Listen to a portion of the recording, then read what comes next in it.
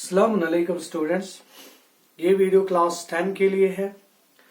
इसमें जिस चैप्टर को हम लेके काम कर रहे हैं उस चैप्टर का नाम है pairs of linear equation in two variable, और जिस मेथड के बारे में हम पढ़ रहे हैं वो है क्रॉस मल्टीप्लिकेशन मेथड, जो आपके एक्सरसाइज 3.5 में है। जो नई किताब जो हमें प्रोवाइड किया गया है उसका आपके पास 3.5 एक्सरसाइज है। उसमें हम क्वेश्चन नंबर 4 पढ़ रहे हैं, और क्वेश्चन नंबर 4 के आज जिस क्वेश्चन का बारी है वो है क्वेश्चन नंबर 5। ठीक है जो अब इसमें क्या कहता है, the area of a rectangle get reduce to 9 square units. आपके पास एक रेक्टेंगल है, उसका एरिया जो है 9 स्क्वायर यूनिट जो है कम होगा, रिड्यूस होगा। कब होगा? If it is length is reduced by 5 unit and breadth is increased by 3 unit. जब आप उसके लेंथ में 5 यूनिट कम कर देंगे और ब्रेथ में 3 यूनिट बढ़ा देंगे। ठीक है। अब दूसरा कंडीशन में क्या बोलता है, if we increase the length by 3 unit and breadth by 2 unit. जब आप इसके लेंथ और ब्रेथ दोनों में बढ़ा देंगे, लेंथ में आप 3 यूनिट बढ़ा देंगे और ब्रेथ में आप 2 यूनिट बढ़ा देंगे, तो कहते हैं कि इसका इंक्रीज जो एरिया आपके पास जो इंक्रीज होगा वो 67 स्क्वायर यूनिट से बढ़ जाएगा। हमें क्या निकालना है? Find the dimension of the rectangle. इस गिवन रेक्टेंगल जो रेक्टेंगल हमें दिया गया है उसका हमें लेंथ और ब्रेथ क्या होगा वो हमें निकालना है। तो सोल्यूशन हम इसको इस तरह लेंगे। सबसे पहले तो हम इसका लेंथ और ब्रेथ पता करेंगे। इसको हम एज्यूम करेंगे, let the length of given rectangle, जो गिवन रेक्टेंगल है उसका हम रखेंगे x यूनिट, और हम एंड इट इज ब्रेथ, इसका हम ब्रेथ रखेंगे y यूनिट। ये आपको समझ में आया होगा। अब हमारे पास फ्रॉम द गिवन इंफॉर्मेशन, ठीक है ना, जो इंफॉर्मेशन हमारे पास दिया गया है कि सबसे पहला इंफॉर्मेशन क्या है कि इसका एरिया जो है कम होगा। कितना कम होगा? 9 स्क्वायर यूनिट कम होगा। कब होंगे? जब आप इसके लेंथ से 5 यूनिट जो है कम कर देंगे और इसके ब्रेथ पे 3 यूनिट बढ़ा देंगे। मिसाल के तौर अगर मैं इस रेक्टेंगल को इधर ला दूं तो इसका मैंने क्या किया, x और y रखा, इसका लेंथ x रखा और ब्रेथ y रखा। अब देखना पे जब हम इसका एरिया की बात करते हैं तो it is a 2 dimensional object. तो जब आपके पास 2 डायमेंशनल ऑब्जेक्ट है तो इसका एरिया क्या होगा? लेंथ इंटू ब्रेथ होंगे। Area of a rectangle is length into breath. अब यहां पे देखिए, जब आप इसके लेंथ से कम कर रहे हैं और ब्रेथ पे बढ़ा रहे हैं तो ऑब्वियसली क्या होगा, इस जो नया रेक्टेंगल आपके पास इनके हिसाब से बनेगा, जिसमें आपने लेंथ में 5 यूनिट कम कर दिया और ब्रेथ में 3 यूनिट इंक्रीज कर दिया, तो इसका एरिया छोटा बनेगा as compare to the actual rectangle.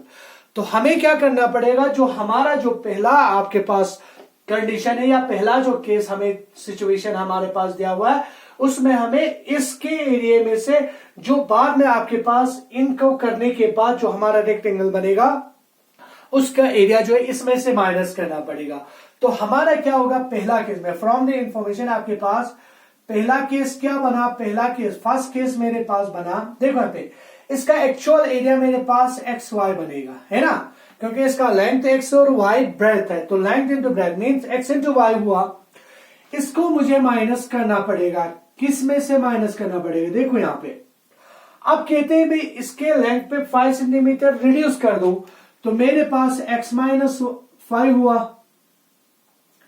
और इसके ब्रेथ हुआ y पे आपके पास 3 यूनिट जो है इंक्रीज कर दो। ठीक है, जो ये हुआ बाद में जो आपके पास रेक्टेंगल बना, क्या किया आपने, x में से 5 यूनिट कम कर दिया और y पे 3 यूनिट प्लस कर दिया। तो ये आपके पास इसका दूसरा आपके पास रूप बना, जिसमें हमने लेंथ से 5 और ब्रेथ पे 3 सेंटीमीटर या 3 यूनिट आपने बढ़ा दिया। तो हमें क्या करना पड़ेगा, इन दोनों का एरिया का जो डिफरेंस आया वो क्या आया, 9 यूनिट का, 9 स्क्वायर यूनिट का हुआ। तो मुझे क्या करना पड़ेगा, इसके एरिया में से इसके एरिया को माइनस करना पड़ेगा। वही चीज हमने क्या किया, जब इनको माइनस करेंगे तो आपका एरिया किसके बराबर है, 9 स्क्वायर यूनिट्स के बराबर। तो मेरे पास एक्स वाई हुआ यहां पे माइनस, अब इनको मल्टीप्लाई करेंगे तो क्या हुआ, एक्स वाई प्लस 3x, ठीक है जो 3x minus 5y minus 15, clear है, इज इक्वल टू 9। तो मेरे पास आया x y minus x y minus 3x plus 5y plus 15 minus 9 is equal to 0। यहां से एक्स वाई और एक्स वाई कैंसिल हुआ, तो मेरे पास 3x sorry minus 3x plus 5y plus 6 is equal to 0। ये मेरा पहला इक्वेशन बना, ठीक है जो। अब सेकंड केस में क्या कहता है, सेकंड केस में कहता है कि आपके पास देखो यहां पे आपके पास वही रेक्टेंगल जो मेरे पास गिवन था, ये मेरे पास गिवन रेक्टेंगल हुआ, इसका हमने डायमेंशन इस तरह रखा था। अब जो इसका सेकंड कंडीशन से क्या बना कि आप क्या करेंगे, जो गिवन रेक्टेंगल है इसके लेंथ पे आप 3 यूनिट को बढ़ा देंगे और इसके ब्रेडथ पे भी 3 यूनिट को बढ़ा देंगे, ठीक है जो। तो ऑब्वियसली हमारे पास क्या बनेगा, इसका लेंथ भी बड़ा होगा और इसका ब्रेडथ बड़ा होगा as compare to the given. तो जब यहां पे हम काम करेंगे, इनका जो डिफरेंस बना वो 67 का बना, तो मुझे इसके एरिया में से इसका एरिया माइनस करना पड़ेगा। तो मेरा एरिया क्या हुआ सेकंड में, x प्लस 3 इंटू एरिया बना y प्लस 2, ये लेंथ इंटू ब्रेडथ हुआ, माइनस करना पड़ेगा एक्स वाई में से, इनका आया 67, ठीक है। अब यहां पे करेंगे तो x y plus 2x plus 3y plus 6, समझ में आ रहा है, minus x y is minus 67 is equal to 0।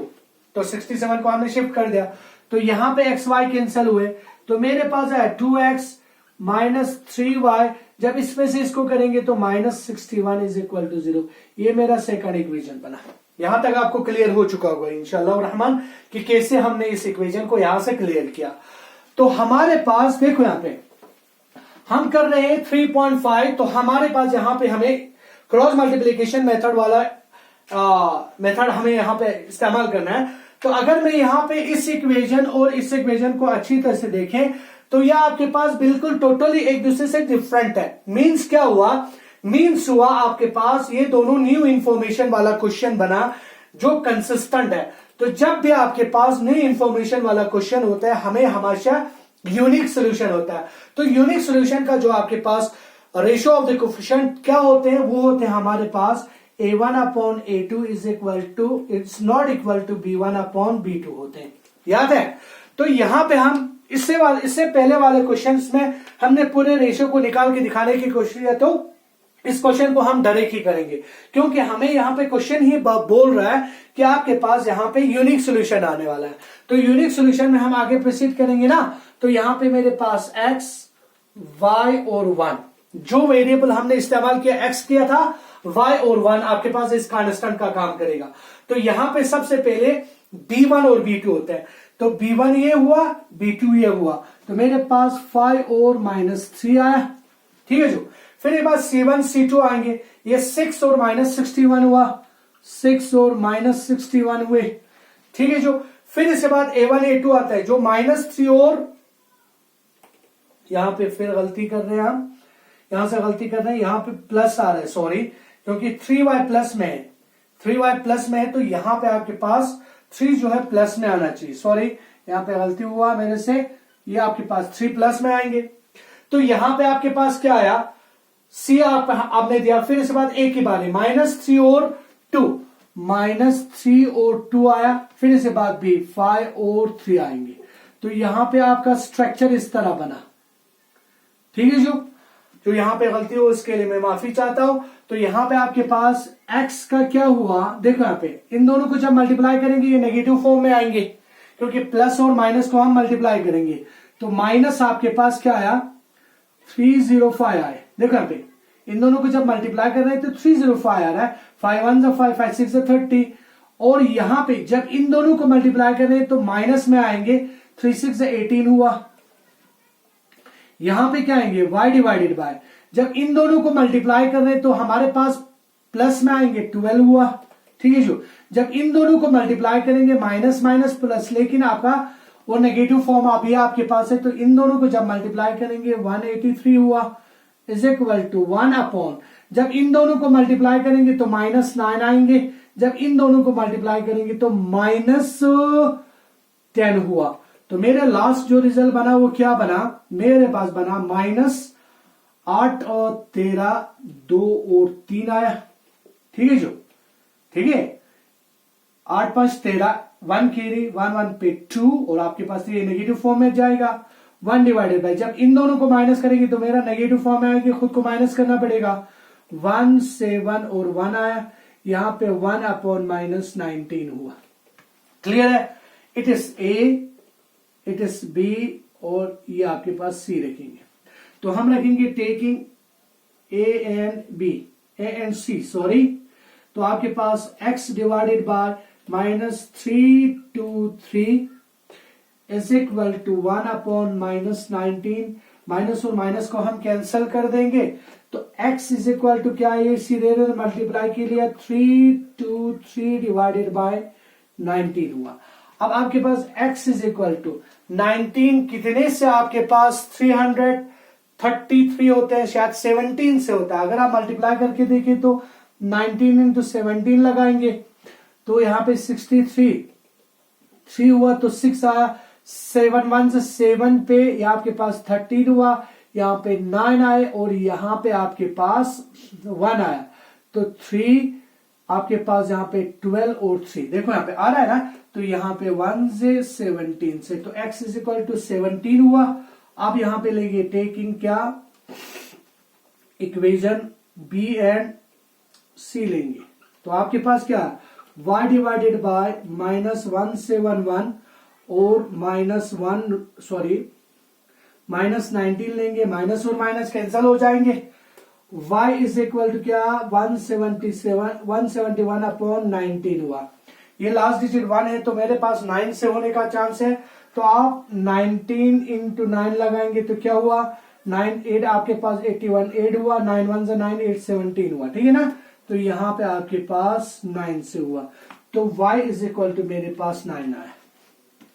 अब यहां पे हमने x और y को क्या रखा था, लेंथ एंड ब्रेथ, तो हम यहां पे कंक्लूजन लिख सकते हैं। कंक्लूजन क्या लिखेंगे, the length of given rectangle आपके पास आया 17 यूनिट, और and it is breadth is equal to आपके पास 9 यूनिट। ये आपके पास आज आपका ये 3.5 एक्सरसाइज जो आप खत्म हुआ, तो इंशाल्लाह रहमान नेक्स्ट वीडियो में आपके पास इसके आगे और एक एक्सरसाइज रह जाता है, उसके लिए कि हम हाजिर हो जाएंगे। तब तक वस्सलामु अलैकुम व रहमतुल्लाहि व बरकातुहू।